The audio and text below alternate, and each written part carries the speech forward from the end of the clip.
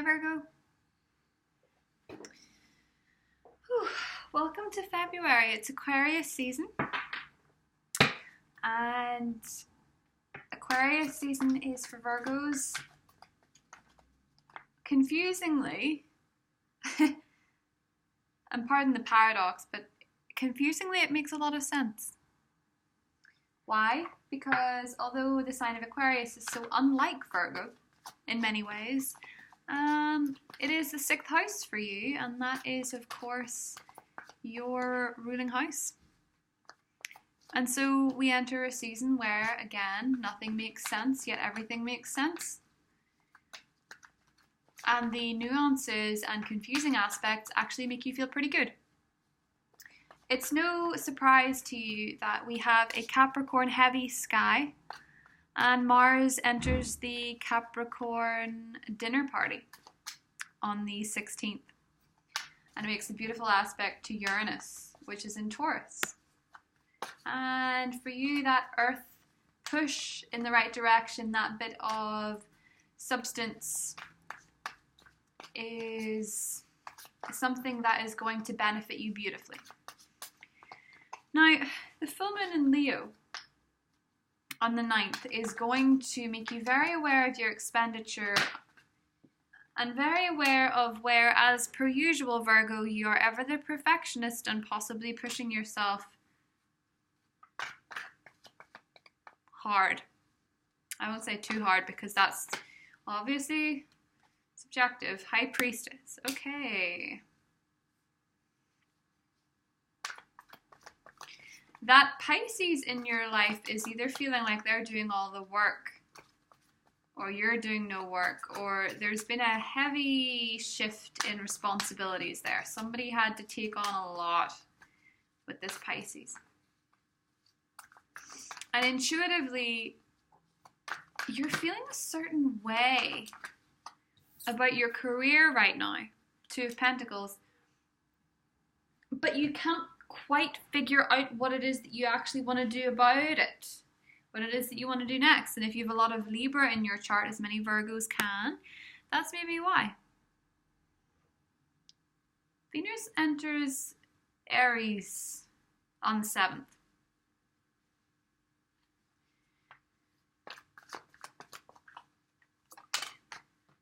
And you become very aware of your magic. You become very aware that maybe you're, resisting a few things. I always feel a little bit on eggshells when I come across a Virgo reading. And even a little bit with Virgos at the minute. A lot of astrologers are agreeing that Virgos at the minute are kind of hard to talk to about anything that matters. You can talk to them about the fun stuff. You can reminisce with them about certain things and have a bit of a laugh, for sure. The Fool card here wants you to keep it light, wants you to keep it lighthearted, wants you to indulge in that Aquarius season energy before we get to Pisces season. It's all very harmonious for you, trust me. There's a lot of good here, but I feel as though, Virgo, with the Geminis and the Pisces and the other mutable signs in your life,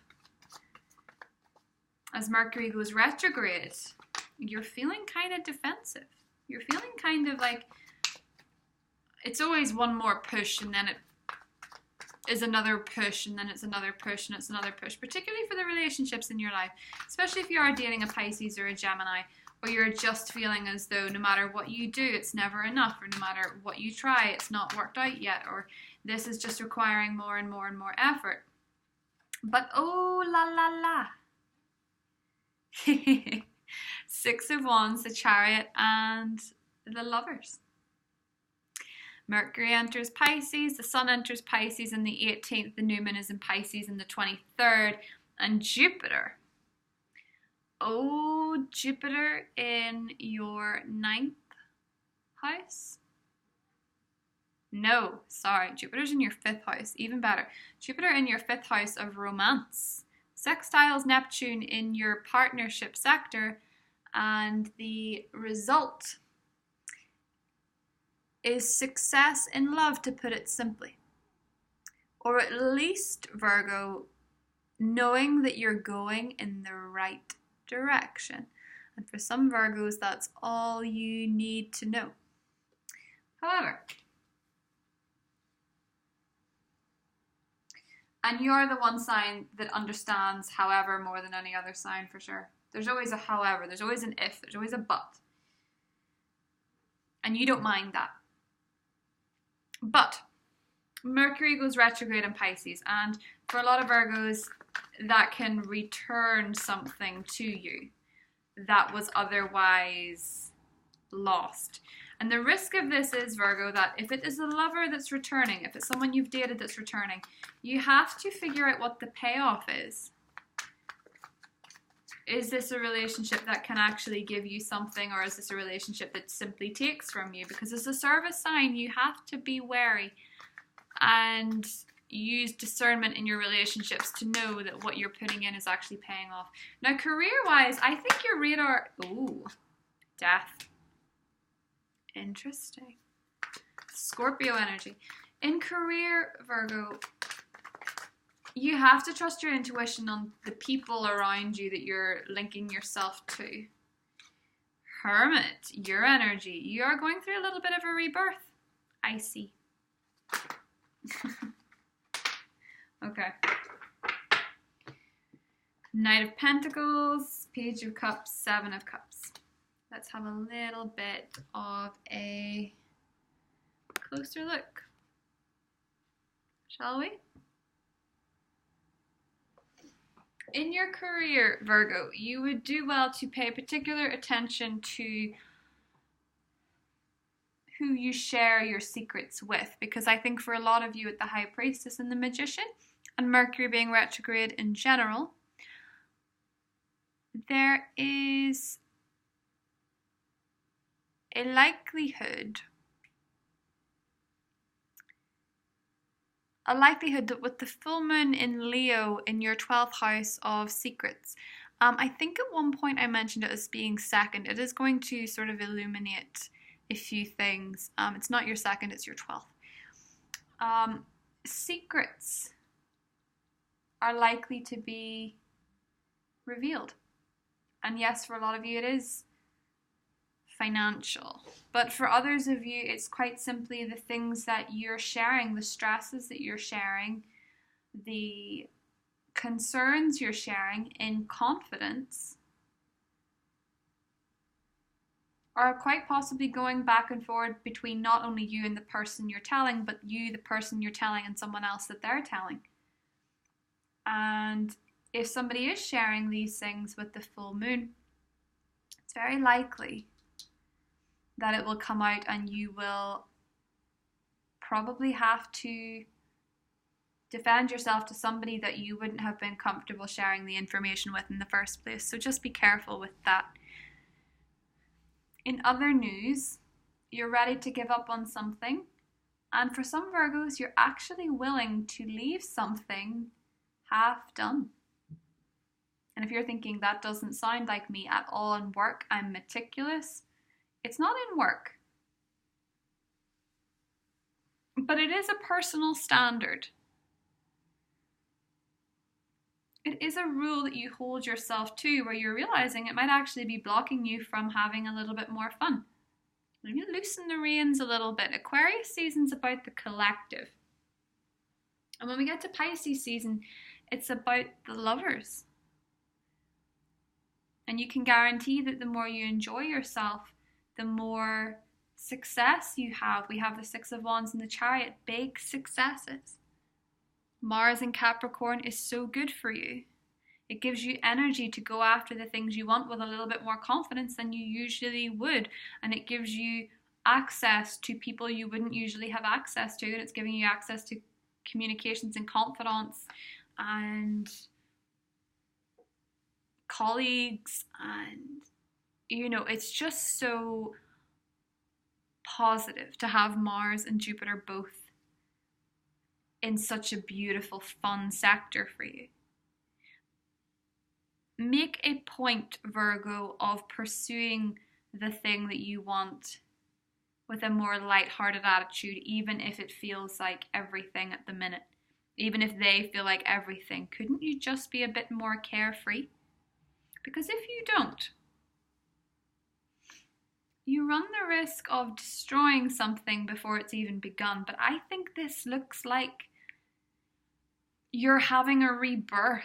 The Death card and the Hermit, unless you've got some really intense relationship going on with a Scorpio, I think a lot of you are willing to leave an old aspect of yourself behind, as so many have done with that Saturn-Pluto conjunction.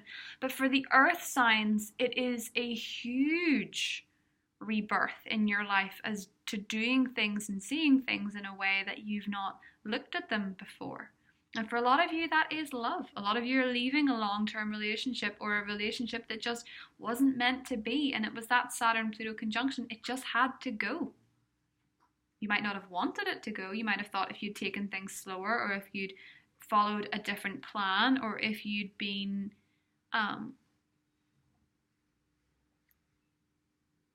if you'd played by different rules. But no, this Death card and the Lovers so close together means that either you're beginning a new phase as a relationship person or as the partner you want to be, or you're deciding that going it alone is what's going to take you to what it is that you want. And for a lot of you, yes, there is every chance that somebody from your past makes a reappearance, but what they're offering to you is not quite clear. And anybody that's offering you something that's not quite clear romantically, in that you just feel a little bit on edge when they're not around, or you have an icky feeling that maybe they're saying one thing and doing another, you would be correct. But for those of you that are enjoying a lot of options romantically, regardless of safety and numbers, you need to, with Mercury being retrograde, take it slow.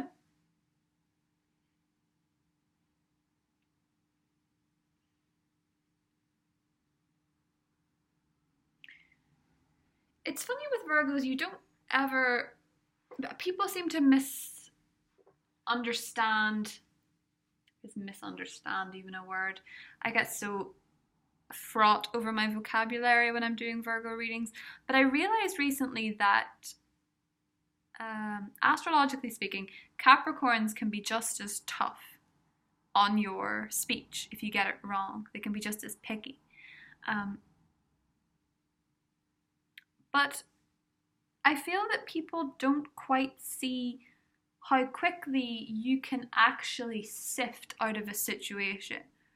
Mutable earth, you know, that quicksand effect where people can really romantically get lost in you. And you want to be of service to people, and that you're providing them with facts, you're providing them with knowledge, you're providing them with love, you're providing them with care, you're providing them with attention. But if they're lost in you, you find it very hard to direct them out. And that's kind of why the Hermit is the Hermit. That's why it's your card. It's all about going on your personal journey. Nobody can lead you out of the darkness. Same as you can't lead anybody else out of the darkness. And if it feels as though the people that you are meeting at the moment are dark, you're probably right. But even so, I wouldn't cut anybody loose. I wouldn't hold on to things too tightly. I would go slow. And that's the advice that I'm going to give anybody that's romantic planets are aspected this February. Scorpio is in a similar boat, and I think that's why you two have come up so close together. Because you guys will both understand what it is to get lost in love, or have a lover get lost in you, or to get lost in a dead-end project even, or get lost in something so much to the point you forget your needs. And the only person that can lead you out of that is you. And the way that you do that is by continuing to do what you do best. To be of service, to give parts of yourself to what it is that you do, but to not scatter yourself so thin that you end up getting lost in someone else or something else. And if you're in love with a Cancer, I think you guys have very similar business minds, even if you're in a friendship with a Cancer. And if you're dealing with a Scorpio, you guys seem to be committed to the same path, which for a Virgo and a Scorpio means a lot. You will have your success. You are now going in the right direction, but it feels like going through the darkness. And there's a lot of fun here, but career-wise in particular, you need to do a little bit of soul searching and see if that job that you've committed to, or that degree that you've committed to, what it is that you've spent so long at, maybe needs to be transformed in some way. The turtle. I love that. I love the turtle. I think it's turtles that live to an exceptionally old age, isn't it? And they're pretty slow. When you think of, I know that it's a tortoise and the hare, but when you think of that fable, you think of how slow and steady wins the race, which is very much Knight of Pentacles, particularly, again, in love. Because you can't see clearly right now, even if you think that you cannot see clearly right now. But in March you will. In March you will see, and it will be beautiful.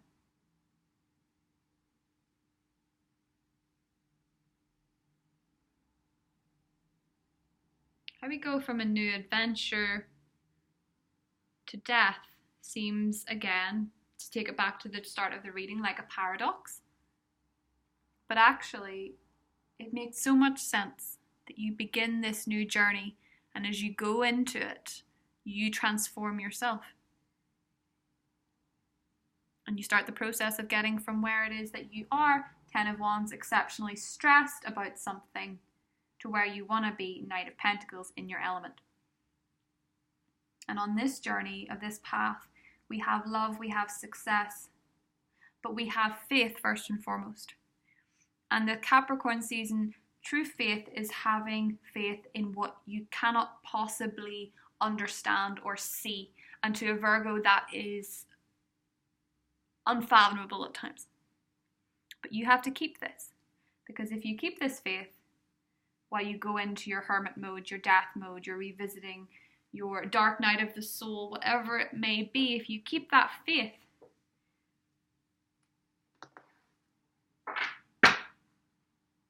you get your karmic justice. Justice is underneath.